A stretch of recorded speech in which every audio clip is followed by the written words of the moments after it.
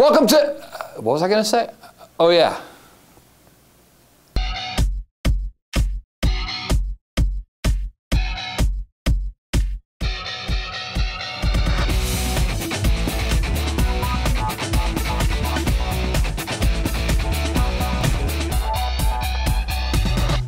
So a few months ago, we told you that Sarah Palin was a virtual lock on the 2012 GOP presidential nomination. After her speech to the Tea Party convention last week, a lot of other pundits are coming to that same conclusion.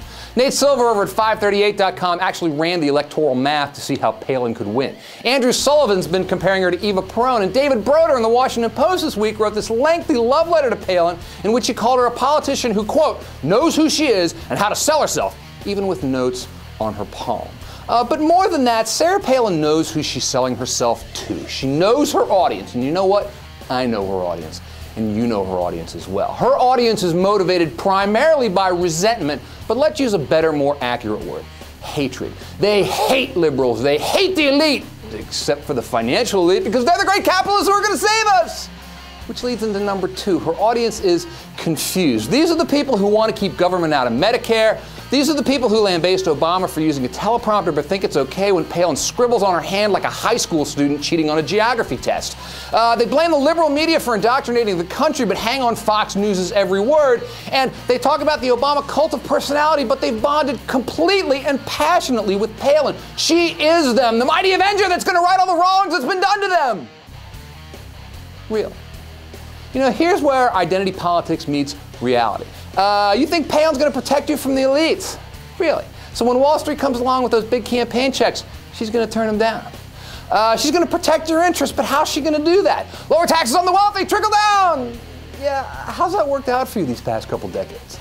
I tell you right now that for all her populist appeal, Sarah Palin is more of the same, and in fact, her populism is a means to ensure more of the same. What better way to game the system than through identity politics? Palin's fans will never abandon her, regardless of the impact that her actual policies would have on them, because see, it won't be her fault, it must be the liberals. They wouldn't let her cut taxes enough!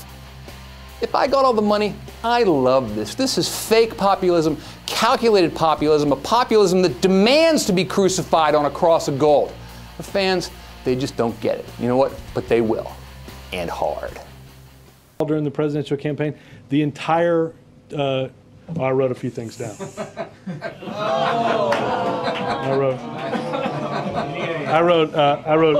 I wrote eggs, milk, and bread. I crossed out bread just so I can make pancakes for Ethan if it snows, and then I wrote down hope and change just in case I forgot that.